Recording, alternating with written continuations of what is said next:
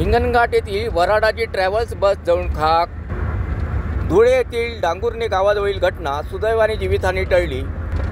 सिंदखेड तालुक्यातील डांगुर्णे गावाजवळ लग्नाचे वऱ्हाड घेऊन जाणाऱ्या हिंगणघाट येथील खाजगी ट्रॅव्हल्स बसला अचानक आग लागली.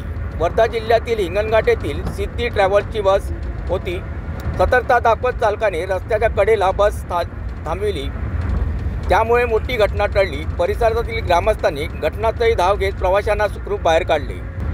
या घटनेत बस पूर्णतः जळून खाक झाली आहे. मात्र सुदैवाने जीवितहानी टळली. या प्रकरणी सिंदखेड पोलीस ठाण्यात गुन्हा नोंद करण्यात आला आहे. वर्धा जिल्ह्यातील हिंगणघाट येथील सिद्धी ट्रॅव्हल्स MH12 AQ 4345 चालक रघुनंदन मारुती कांबळे तळस 45 राहणार हिंगणघाट हे लग्न समारंभासाठी शहादा येथे वऱ्हाडी घेऊन निघाले होते.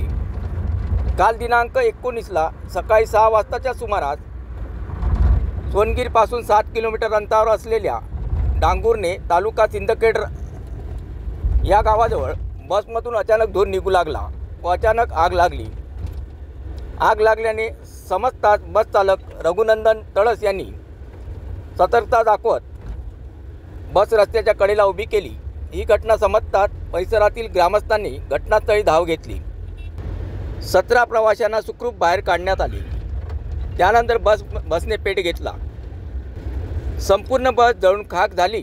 अग्निशामक बंबाद्वारे पाण्याचा मारा करून आग विझवण्यात आली. या घटनेमुळे वाहतूक कोंडी निर्माण झाली होती.